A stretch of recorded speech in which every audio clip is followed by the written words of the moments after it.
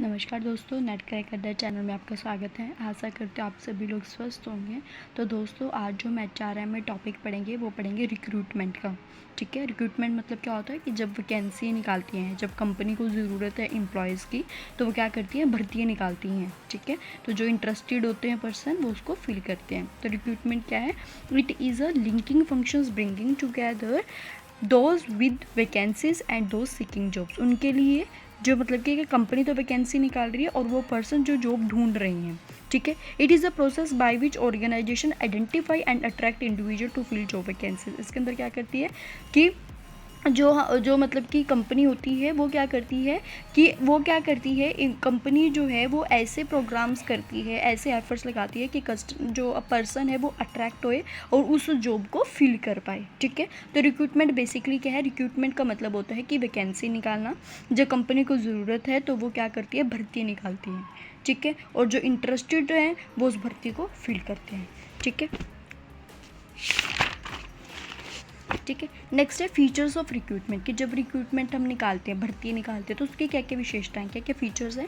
First, locating and attracting talent. तो हम क्या करते हैं कि हम ढूंढ रहे हैं कि हमारे ऑर्गेनाइजेशन में एक बेहतर पर्सन है, एक बेहतर टैलेंट है हमारे ऑर्गेनाइजेशन में। देखो, अगर एम्प्लॉयज़ अच्छा होगा ना ऑर्गेनाइजेशन में, वो उतने एफर्ट्स लगाएगा। ठीक है, उसकी स्किल, उसका टैलेंट जितना अच्छा होगा तो उसको कंपनी का भी उसके ऊपर बहुत ज़्यादा अफेक्ट पड़ता है। ठीक है, कंपनी उसकी वजह से बहुत ज़्यादा प्रॉफिट अर्न कर सकती है। ठीक है, नेक्स्ट लिंकिंग प्रोसेस। एक लिंकिंग प्रोसेस है रिक्रूटमेंट कि एक कंपनी का और एक पर्सन का। कंपनी जॉब देख रही है कि कोई मेरे को ऐसा मिले, कोई टैलेंटेड पर्सन मिले मेरी कंपनी के लिए, और एक पर्सन जॉब ढूंढ रहा है कि मेरे को एक ऐसी अच्छी कंपनी मिले। तो वो क्या है कि लिंकिंग प्रोसेस है between the company and the person who was seeking the job.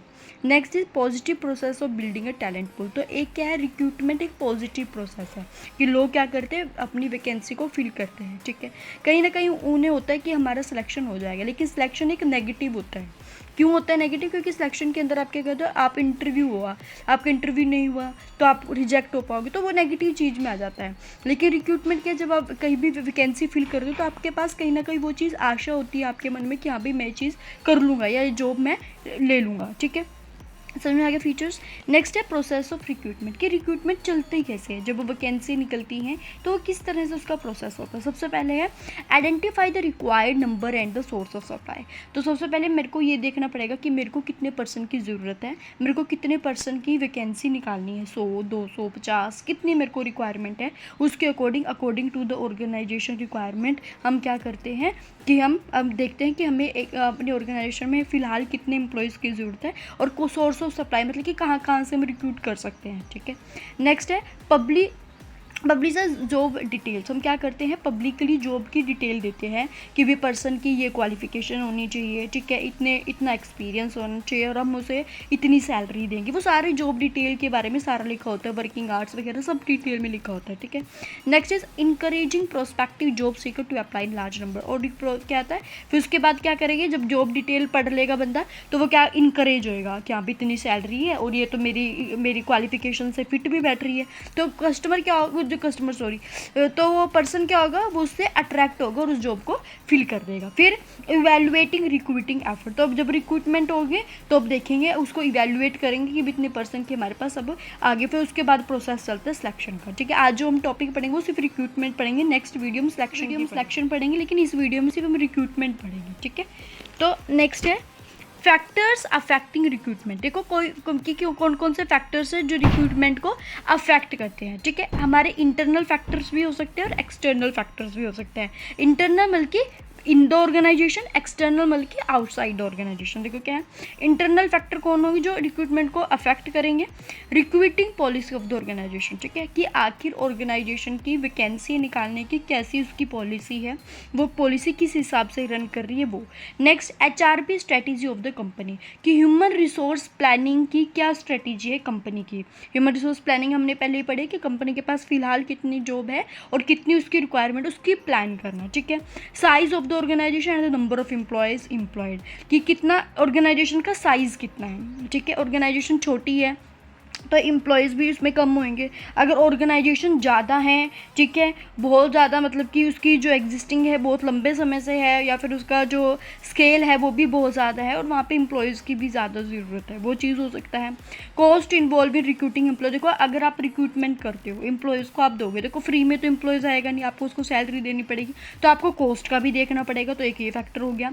Next है growth and expansion plan of the company, company का क्या ग्रोथ और क्या एक्सपेंड का प्लान है अपनी ऑर्गेनाइजेशन को लेकर। तो ये सारे क्या है, इंटरनल फैक्टर्स है जो रिक्रूटमेंट के ऊपर अफेक्ट डालते हैं, ठीक है। अब मैं बात करती हूँ एक्सटर्नल, एक्सटर्नल मतलब outside the organisation, supply and demand of specific skill in the labour market, हमें देखना है कि हम स्पेसिफिक स्किल को देख रहे हैं, ठीक है। सपोज टीचिंग है, तो आप टीचिंग के लिए आप स्पेसिफिक स्किल ये होगी कि पर्सन की नेट क्वालिफाई हो, ठीक है। एक क्या हो गया, स्पेसिफिक स्किल होगी, ठीक है। नेक्स्ट है पॉलिटिकल एंड लीगल कंसिडरेशन जैसे reservation of job for SC ST, जो भी रिजर्वेशन कैटेगरी के लोग हैं उनके लिए कितने आपके पास होगा, वो चीज़ होगी। कंपनी की इमेज कैसी है, जैसे जॉब सीकर है जैसे हम हैं, ठीक है, तो जो रेपुटेटेड कंपनी होगी, ठीक है, वो उसका भी होगा। अगर जिस कंपनी की जितनी गुडविल अच्छी होगी तो हम भी उसके अंदर अप्लाई करना चाहेंगे, है ना। देखो हर एक मामूली सी बात है, अगर कंपनी की गुडविल अच्छी है और वो निकाल रहा है वैकेंसी है, तो लार्ज नंबर्स ऑफ पीपल जो हैं वो उसके लिए फिल करेंगे ही करेंगे, क्योंकि उसकी गुडविल अच्छी है, तो हर कोई चाहता है कि मैं एक अच्छी जगह पर काम करूँ, है ना। ये क्या है, फैक्टर्स अफेक्ट करते हैं जो रिक्रूटमेंट के, इंटरनल भी और एक्सटर्नल भी, ठीक है। नेक्स्ट है सोर्सेज ऑफ रिक्रूटमेंट, की जो रिक्रूटमेंट है उसके क्या क्या हो सकते हैं, कि कैसे कैसे हम रिक्रूटमेंट निकाल सकते हैं, क्या क्या सोर्सेज है, कहाँ कहाँ से हम कर सकते हैं, ठीक है। एक तो होता है इंटरनल सोर्स, एक होता है एक्सटर्नल सोर्स। कि सोर्स क्या है, हम रिक्रूटमेंट भर्ती निकालेंगे अपनी ही ऑर्गेनाइजेशन में से ले लेंगे पर्सन को, ये ठीक है। एक्सटर्नल मतलब कि हम बाहर से। तो इंटरनल सोर्स कौन से हैं, एक्सटर्नल सोर्स कौन से हैं, बहुत ज़्यादा इंपॉर्टेंट है, ये इंपॉर्टेंट है, ठीक है। तो आपने ये अच्छे से पढ़ना है, ठीक है। रिक्रूटमेंट का प्रोसेस क्या है, एक आपने वो अच्छे से करना है, और सोर्सेज ऑफ रिक्रूटमेंट क्या है, इनमें से कुछ भी पूछ सकते हैं, ठीक है, तो आपको पता होना चाहिए। तो इंटरनल सोर्स और एक्सटर्नल सोर्स। इंटरनल सोर्स के अंदर सबसे पहले आता है प्रमोशन, ट्रांसफ़र, ठीक है, एक एक करके बताऊंगी मैं आपको, ठीक है। अभी मैं इसको बताती हूँ कि इंटरनल के अंदर ये आते हैं, एक्सटर्नल के अंदर ये आते हैं, फिर मैं एक एक करके बताती हूँ कि इसके अंदर क्या है। प्रमोशंस के थ्रू आप कर सकते हैं, एक तो प्रमोशन सोर्स हो गया हमारा, ठीक है। एक ट्रांसफ़र के through, previous applicants, employee referrals, former employees, job posting and job bidding, ठीक है। ये तो क्या हो गया हमारे इंटरनल के। एक्सटर्नल के अंदर क्या क्या आएगा, campus recruitment, advertisement, employment exchange, walk in contractor, internet और पोचिंग एंड रीडिंग, ठीक है। ये क्या है, हमारे एक्सटर्नल सोर्स है, ये हमारे इंटरनल सोर्स है, ठीक है।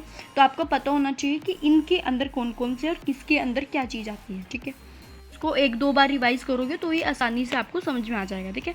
तो हमने पढ़ा था कि इंटरनल का एक पार्ट है प्रमोशन एंड ट्रांसफर। देखो प्रमोशन क्या होगा, कि लोग को प्रमोट कर रहे हैं, कि सपोज एक पर्सन इस वाली स्टेज पे है, तो इस वाली स्टेज से उसको ऊपर की तरफ भेजना है, वो वैकेंसी खाली है ऊपर की, तो हमें पता है वो एक पर्सन नीचे काम कर रहा है, ठीक है, ये ऊपर वाली वैकेंसी खाली है, तो हमें पता है कि ये पर्सन इसके लिए एलिजिबल है, इससे इसकी जॉब जो है वो इससे इसकी क्वालिफिकेशन या इसकी स्किल से मैच हो रही है, तो हम क्या करेंगे, उस पर्सन को जो वो खाली जॉब है उसके अंदर उसको निकाल देंगे।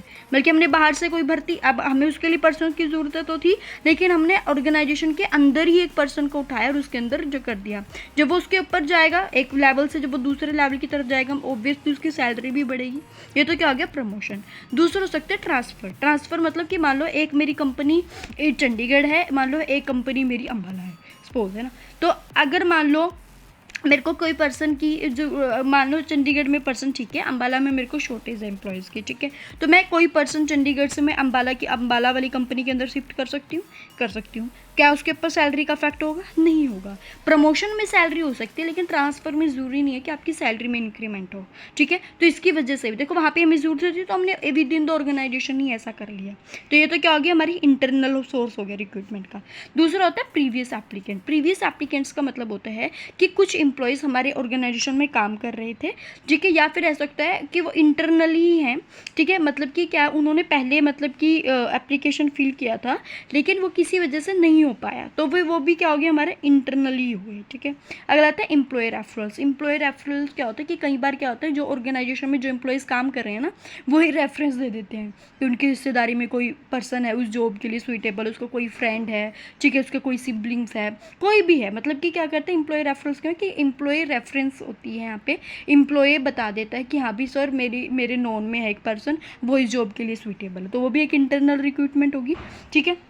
नेक्स्ट है फॉर्मर एम्प्लॉयज़। फॉर्मर एम्प्लॉयज़ का मतलब है जैसे मान लो कोई भी एम्प्लॉय अगर कंपनी छोड़कर चला गया, ठीक है, मान लो एक पर्सन है वो कंपनी छोड़कर चला गया, ठीक है, और वो मतलब कि क्या है, वो कंपनी छोड़कर चला गया और वो दोबारा ज्वाइन करना चाहता है उस कंपनी को, तो वो क्या होगा, फॉर्मर एम्प्लॉयज़, ठीक है, वो दोबारा आना चाहिए, फिर हम उसे बुला लें दोबारा, तो वो चीज़ क्या होगी, फॉर्मल। देखो वो हुआ तो इंटरनल का पार्ट है ना, वो काम कर चुका है, वो भी एक इंटरनल पार्ट हुआ, सोर्स हुआ रिक्रूटमेंट का। नेक्स्ट है job posting and job bidding. Job posting का मतलब क्या होता है, देखो जॉब पोस्टिंग देखो क्या होता है, this job detail send to those employee that are currently doing job in a company.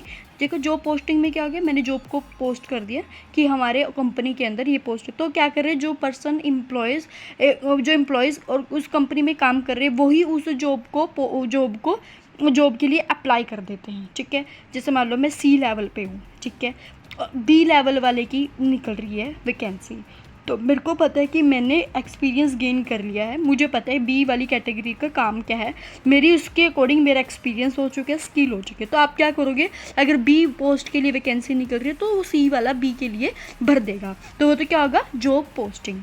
अब आते हैं जॉब बिडिंग। जॉब बिडिंग क्या है, जब सी वाले को लगा कि मैं बी के लिए एलिजिबल हूँ, ठीक है, मेरी स्किल उससे मैच हो रही है, तो होता है जॉब बिडिंग। देखो job bidding means when employ think that he और she fit for this job, कि वो सोचे कि हाँ भाई ये मैं अब इस जॉब के लिए फिट हूँ, तो वो क्या कहलाएगा, जॉब बिडिंग। जॉब पोस्टिंग क्या होता है, जो पोस्ट की जा रही है जॉब वो एम्प्लॉयज़ ही फिल कर रहे हैं जो वहाँ पे ऑलरेडी काम कर रहे हैं, ठीक है।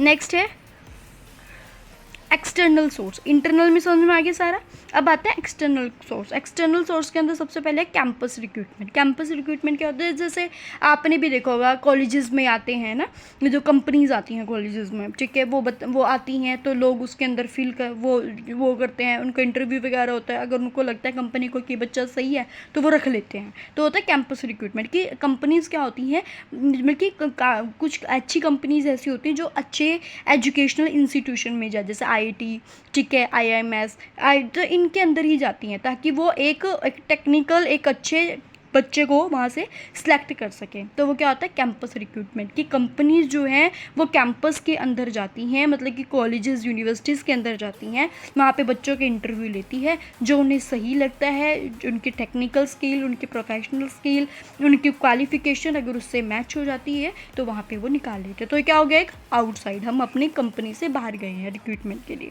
नेक्स्ट है एडवर्टाइजमेंट, ठीक है, ऐड के थ्रू अब हम देख सकते हैं कि अब एडवर्टाइजमेंट होती हैं, ठीक है, एडवर्टाइज के थ्रू आप भी कर सकते हैं।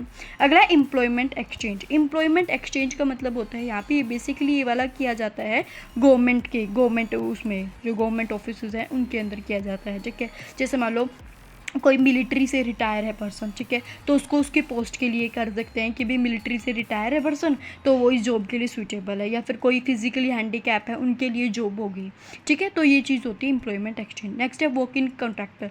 वॉक इन कॉन्ट्रैक्ट क्या होता है, वो कॉन्ट्रैक्टर होते हैं, वो बीच में क्या करते हैं, मतलब कि एक पर्सन है उसको जॉब की ज़रूरत है, ठीक है, तो कॉन्ट्रैक्टर होते हैं, उनके पास काफ़ी सारी कंपनीज़ के कॉन्ट्रैक्ट हैं, ठीक है, तो वो उस पर्सन से बात करेगा और वो उन कंपनीज़ के अंदर भेज देगा, ठीक है, उनके साथ उनका इंटरव्यू कंडक्ट करवाएगा, वॉक इन करवाएगा, ठीक है, वो पर्सन जाएगा और उन 4-5 कंपनीज़ में इंटरव्यू देगा, जब वो सिलेक्शन हो जाती है तो उसकी फर्स्ट सैलरी में से जो भी % होता होगा वो उस पर्सन को कॉन्ट्रैक्टर को देना पड़ता है। नेक्स्ट है इंटरनेट। देखो अब तो ऑनलाइन निकलती है ना, ई सोर्स हो गया एक तो हमारा रिक्रूटमेंट का, ठीक है, इंटरनेट जैसे इंडीड हो गया है ना, इंडीड पे निकलती रहती हैं पोस्ट कि भी इस कॉलेजेस को इसकी रिक्वायरमेंट है फला, इसमें सारा लिखा होता है, सैलरी के बारे में, ठीक है, जो जो बेनिफिट्स कंपनी दे रही है उसके बारे में, उसमें क्वालिफिकेशन क्या मांग रखी है, कितना एक्सपीरियंस मांगे, वो चीज़ जैसे इंटरनेट के थ्रू है ना, जैसे इंडीड इसका बेस्ट एग्जांपल हो गया। नेक्स्ट है poaching and reading. Poaching and reading का मतलब क्या होता है, देखो पोचिंग के अंदर क्या होता है, जैसे कॉम्पिटिटर हैं, एक ए कंपनी है एक बी कंपनी, वो आपस ए कंपनी है एक बी कंपनी, वो आपस में एक दूसरे के कॉम्पिटिटर हैं, ठीक है। ए कंपनी को पर्सन चाहिए और ए कंपनी को पता है बी कंपनी में एक एक मान लो XYZ नाम का बंदा है, बहुत अच्छा काम करता है वहाँ पे, ठीक है। तो ए वाला क्या करेगा, बी वाली कंपनी में जो वह XYZ वाला पर्सन है उससे बात करेगा कि हाँ तेरे को जितनी सैलरी मिल रही है ना मैं उससे डबल दूंगा, तू मेरी कंपनी के अंदर आ जा। ये होता है पोचिंग, कि उसको लालच दे रहा है कि तू इस कंपनी को छोड़ और मेरी कंपनी में आ जा। कई बार तो पर्सन चला भी जाता है कि भाई मेरे को तो पैसा चाहिए, यहाँ पे वही काम कर रहे हैं वहाँ पे काम कर रहे हैं, अगर मेरे को वहाँ पे काम के उसके ज़्यादा पैसे मिल रहे हैं तो पर्सन वहाँ पे चला जाता है। वो होता है पोचिंग। पोचिंग क्या होता है कि जब कॉम्पिटिटर ही आपस में किसी पर्सन को दूसरे कॉम्पिटिटर की उससे कंपनी में से किसी पर्सन को हायर कर लेता है तो होता है poaching. The competitor said to another competitor employee that we give high incentives as compare to this company. वो क्या करता है, वो बताता है कि जो कंपनी में जिस कंपनी में तुम आज काम कर रहे हो ना उस कंपनी के दुगना मैं आपको पैसा दूंगा, आप मेरी कंपनी के अंदर आ जाओ, ताकि वो कॉम्पिटिटर के एम्प्लॉयज़ को अट्रैक्ट कर सके। In simple words attract the competitor employee to own company, this is called poaching. उसको बोलते हैं पोचिंग। या फिर रेडिंग मिल के वहाँ पे रेड डलवा देना, पता लग जाता है उसके थ्रू कि भी कंपनी में कौन कौन से पर्सन बेहतर काम कर रहे हैं, तो उसके थ्रू वो क्या करते हैं, जो बेस्ट पर्सन होते हैं उनको सेलेक्ट कर लेते हैं अपनी कंपनी के लिए, ठीक है। ये सभी हमने क्या पढ़े, रिक्रूटमेंट। देखो रिक्रूटमेंट क्या है वो हमें पता लग गया। सोर्सेज हमने पढ़े हैं आज के, उसमें क्या क्या फीचर्स हैं, उसका क्या क्या प्रोसेस होता है रिक्रूटमेंट का। नेक्स्ट जो हम पढ़ेंगे वो हम पढ़ेंगे इसके बाद, रिक्रूटमेंट के बाद हम पढ़ेंगे अब सिलेक्शन, ठीक है। तो मैंने रिक्रूटमेंट ही करवाया है आज ताकि आप उसको अच्छे से कर पाएँ, ठीक है।